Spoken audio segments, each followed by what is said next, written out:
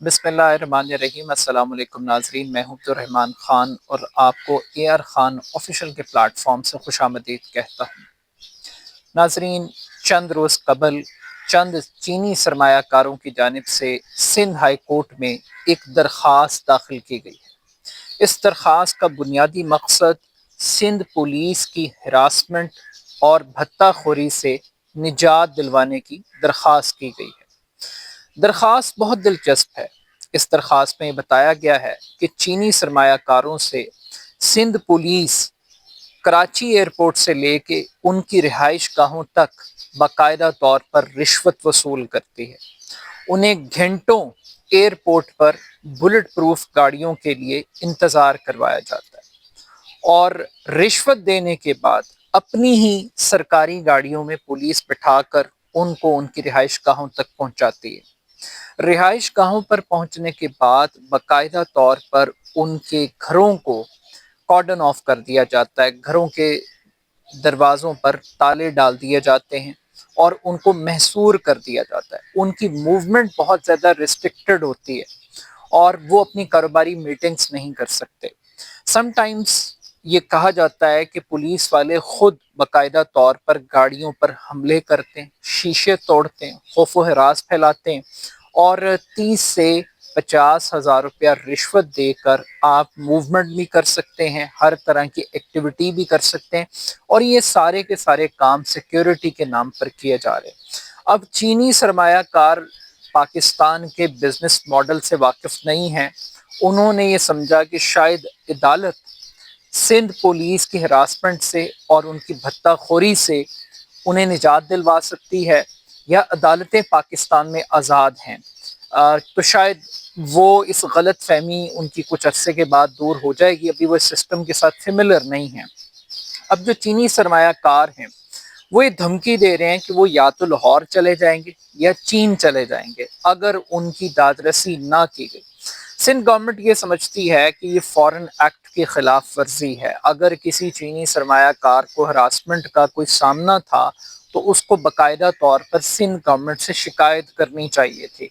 अब ये सिंध गवर्नमेंट का एक मौक़िफ़ है और चीनी सरमायाकारों को बाकायदा तौर पर मजबूर भी किया जा रहा है कि वो किसी तरीके से अपनी इस दरख्वास्त को वापस ले लें। एक इंडिपेंडेंट कमेटी टोपी ड्रामे के तौर पे बना दी गई है ताकि एक आई वॉश कर दिया जाए और अनकरीब शायद ये चीनी सरमायाकार थोड़ी सी अक्लमंदी का मुजाहरा करते हुए पाकिस्तान के करप्ट सिस्टम को समझते हुए ये अपनी दरख्वास्त भी यकीनन सिंध हाई कोर्ट से वापस ले लेंगे, क्योंकि पाकिस्तान के अंदर जो माफिया ऑपरेट करता है उसकी सबसे बड़ी क्वालिटी यह है कि जज हो, पुलिस हो, इस्टेब्लिशमेंट हो, ये सारे के सारे एक करप्ट नेक्सस और नेटवर्क का हिस्सा है। आपको यहाँ पर किसी इदारे से कोई इंसाफ या रिलीफ नहीं मिल सकता। ये बड़ी बदकिस्मती की बात है। अब ये आज की जो कहानी है ये मैंने क्यों सेलेक्ट की है? सेलेक्ट इस वजह से की है कि गुज़श्ता चंद रोज़ से सोशल मीडिया के ऊपर एक बड़ी बहस चल रही है। कराची के ताजरों की जानिब से कहा गया कि आप मुराद अली शाह को ले जाएं और मरीम नवाज को चंद अरसे के लिए, कुछ अरसे के लिए हमारे हवाले कर दें, यानी कि वो हुक्मरान बना दिए जाएं।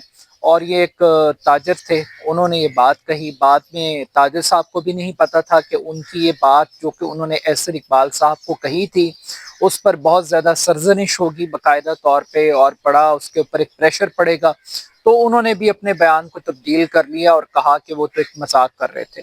लेकिन आज बिजनेस कम्युनिटी के एजाज़ में एक ज़ोहराना दिया है पीपल्स पार्टी की क़यादत ने और बिलावल साहब ने एड्रेस किया। और बिलावल साहब ने कहा कि इधर उधर चुगलियाँ मत लगाएं, मुझसे रब्ता करें। अगर आपको चीफ मिनिस्टर से कंप्लेंट है, किसी वजीर से कंप्लेंट है, कोई आपसे भत्ता नहीं मांगता, कोई अब आप पे ज़बरदस्ती नहीं करता। चैलेंजेस ज़रूर है, हम भी कोई दूध के धुले हुए नहीं हैं लेकिन इतने बुरे भी नहीं हैं जितना बुरा हमें पेंट किया जा रहा है। इस किस्म की कुछ बातें बिलावल साहब ने की। मगर मेरा ये ख्याल है कि बिलावल भुट्टो को पाकिस्तानी सरमायाकारों से पहले चीनी सरमायाकारों से मुलाकात करनी चाहिए थी ان کی اس درخواست کا نوٹس لینا چاہیے تھا جس کے اندر سندھ پولیس کے کارنامے باقاعدہ طور پہ بتائے گئے ہیں۔ اب ایک طرف تو فورن ڈائریکٹ انویسٹمنٹ کا ڈھول پیٹا جاتا ہے پاکستان کے اندر، اڑان پاکستان جیسے پروجیکٹس کی بات کی جاتی ہے۔ پہلے کہا یہ جاتا تھا کہ کراچی کے اندر جو بھتہ مافیا ہے، لینڈ مافیا ہے، چائنا کٹنگ ہے، بوری بند لاش کا سلسلہ ہے، یہ جتنی کی بیماریاں ہیں یہ ساری کی ساری ایم کیو ایم کی لائی ہوئی ہیں، مگر اب ایم کیو ایم کی جگہ کسی اور نے لے لیا، اور وہ جو اور ہیں وہ مبینہ طور پہ پیپلز پارٹی کی قیادت ہے۔ اب یہاں پر یہ کہا جا رہا ہے کہ چینی سرمایہ کاروں کو دراصل یہ نہیں پتا کہ سندھ کے اندر ایک زرداری ٹیکس وصول کیا جاتا ہے، اور یہ جو زرداری ٹیکس ہے اس کو بھتہ کہنا یہ بھتے کے لفظ کی توہین ہے۔ اس کو اچھے پازیٹیو سینس کے اندر چینی سرمایہ کاروں کو انڈرسٹینڈ کرنا چاہیے کہ کھلاؤ گے تو کھاؤ گے، اگر آپ حصہ دیں گے گورنمنٹ کا تو آپ کو کاروبار کرنے کا موقع اور اپرچونٹی سندھ کے اندر باقاعدہ طور پر ملے گی۔ اب یہ جو زرداری ٹیکس ہے یہ آج سے نہیں ہے، یہ بڑی ایک سیڈ ریالٹی ہے کہ پیپلز پارٹی کی گورنمنٹ جب سے بنی تو مسٹر 10% سے اور کرپشن کے الزامات سے کہانی کا سلسلہ شروع ہوا ہے۔ اب بلاول تو بہت بڑے بڑے کلیمز کر رہے ہیں، بہت بڑے بڑے دعوے کر رہے ہیں، یقیناً پاکستان کے اندر بزنس کرنا آسان نہیں ہے۔ جب تک آپ پاکستان کے اندر فائلوں کو پہیے لگانے کا ہنر نہیں جانتے اس وقت تک آپ بزنس نہیں کر سکتے۔ اس ملک میں قدم قدم پر آپ کو رشوت دینی پڑتی ہے۔ ٹرانسپیرنسی انٹرنیشنل کی اگر آپ رپورٹ دیکھ لیں گے تو آپ کو پتہ لگ جائے گا کہ پاکستان کے پہلے 4 موسٹ کرپٹ ڈپارٹمنٹ میں سے سندھ پولیس ان ٹاپ اداروں کے اندر شمار ہوتی ہے جو کرپشن کا شکار ہے۔ یہ جو سندھ پولیس ہے یہ کچے کے ڈاکو نہیں پکڑ سکتی، یہ ڈاکو راج کو ختم نہیں کر سکتی، یہ موبائل سنیچنگ کو نہیں روک سکتی، یہ ٹارگٹ کلنگ کو نہیں روک سکتی، لیکن اس کو اس چیز کی داد ضرور ملنی چاہیے کہ یہ بھتے کے نام پہ زرداری ٹیکس وصول کر سکتی ہے مبینہ طور پہ۔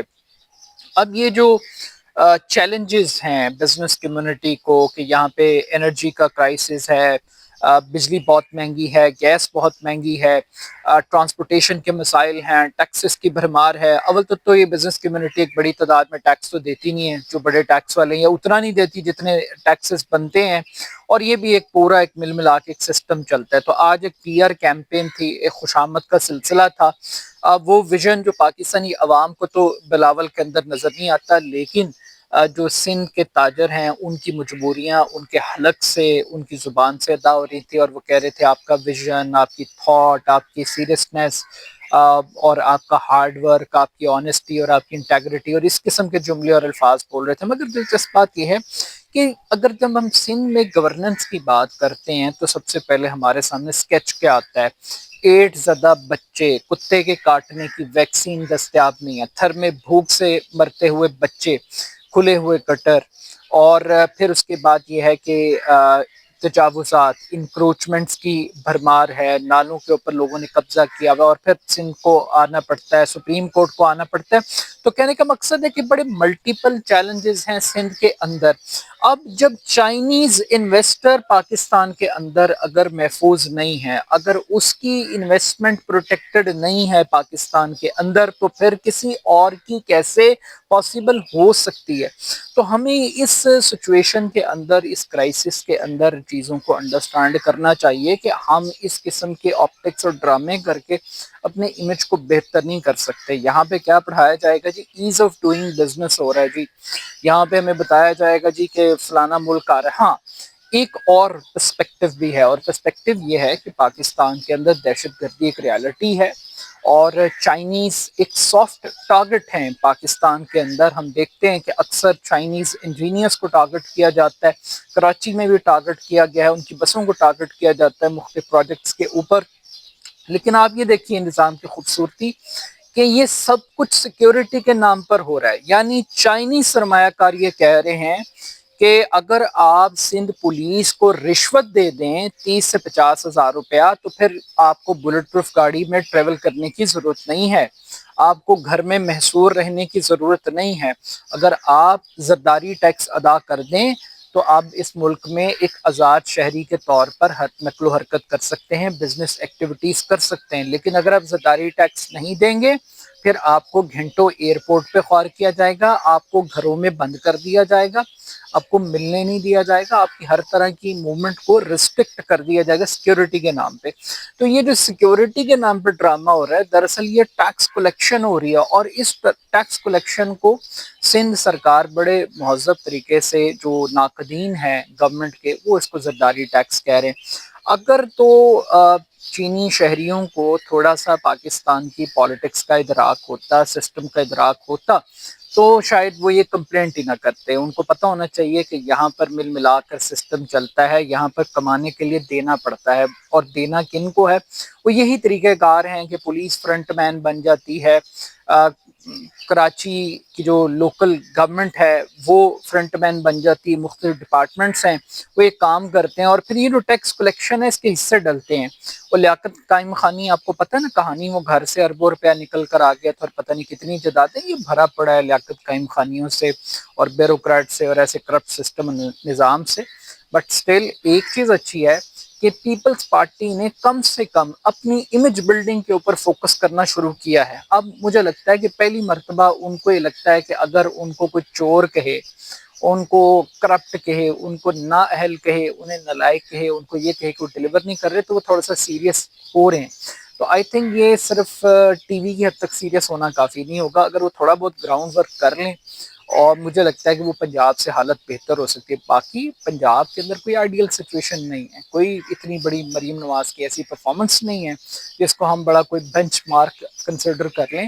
But still at the end of the day, وہ جو ہمالیہ سے اونچی اور سمندروں سے گہری دوستی ہے، اگر ہم اس سے بھی یہ زر ٹیکس لے رہے ہیں، اور علی بابا 40 چوروں کا ڈرامہ یہاں پہ اس ملک کے اندر چل رہا ہے، تو میرا خیال ہے کہ اس ملک کو بھی ہم دھوکہ دے رہے ہیں، چینیوں کو بھی دھوکہ دے رہے ہیں۔ شاید تھوڑے عرصے کے بعد چینی جو ہے خود اتنے سمجھدار ہو جائیں کہ وہ عدالتوں کا رخ نہیں کریں گے، بلکہ وہ مکمکا کریں گے کہ یار اگر 30-50 ہزار روپیہ پر پروجیکٹ لے رہے ہیں تو کوئی 15 ہزار روپے کوئی رعایت پیکج کو نکال دیں، کوئی سال کا کٹھا پیکج کو نکال دیں، کوئی 6 مہینے کی کوئی کٹھی ڈلیوری وغیرہ لے رہے ہیں، کوئی اس طرح کی رعایتیں ان کو مل جائیں گی۔ لیکن اگر وہ یہ سمجھتے ہیں کہ پاکستان کی عدالتیں ان کو مبینہ زرداری ٹیکس سے بچا لیں گی، یا کسی اور اسی طرح کے بھتہ خوری جیسے جملوں سے ان کو مرغوب کر لیں گے، تو میرا خیال ہے کہ ایسا کچھ ہونے والا نہیں ہے۔ ان قریب چینی بھی اتنے سمجھدار ہوں گے کہ وہ پاکستانی بزنس کمیونٹی کی طرح ہر آنے والی حکومت کو سلوٹ کریں گے، اور خوش آمد میں اور قصیدوں کے اندر ان کو وہ سارے ویژن نظر آئیں گے جو ایک آئیڈیل گورنمنٹ کے اندر، ایک آئیڈیل حکمران میں ہونے چاہیے۔ اپنا فیڈ بیک مجھے ضرور دیجیے گا، میرے یوٹیوب چینل AR خان کو ضرور سبسکرائب کیجیے گا۔ بہت شکریہ، اللہ حافظ۔